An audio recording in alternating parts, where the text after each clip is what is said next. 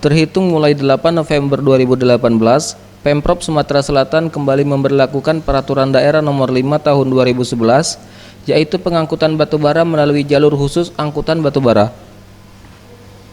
Sejak diberlakukan, truk batubara dilarang melintas di jalan umum dan akan diarahkan untuk melintasi di jalan khusus servo. Sekda Sumatera Selatan Nasrun Umar menjelaskan, hasil dari rapat bersama dengan Gubernur Sumatera Selatan, Peraturan Gubernur atau Pergub Nomor 23 Tahun 2012 tentang tata cara pengangkutan batubara di jalan umum dicabut.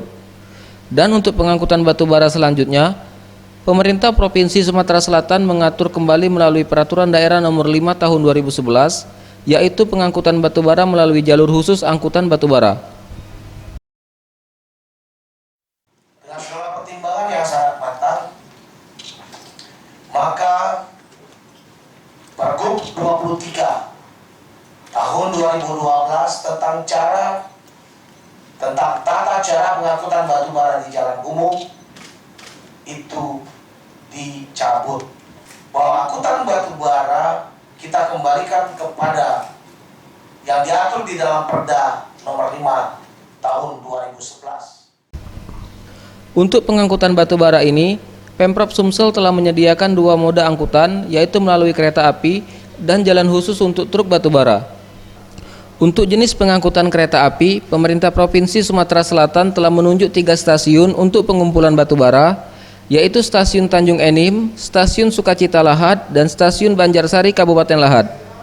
Kemudian batubara ini diangkut melalui kereta api hingga ke Stasiun Simpang di Palembang. Jalan khusus di Sumatera Selatan sekarang sudah tersedia, yaitu ada 2 moda angkutan. Yang pertama dengan kereta api, yang kedua dengan jalan khusus menggunakan truk. Dari Lahad dan dari Muara ini menuju stasiun-stasiun ya, kereta api dan jalan khusus angkutan batubara tadi. Ada 3 stasiun kereta api. Yang pertama itu di Tanjung Enim, kemudian di Sukacita Kabupaten Lahad dan Banjarsari Kabupaten Lahad, itu kereta api. Tim Liputan Sriwijaya TV.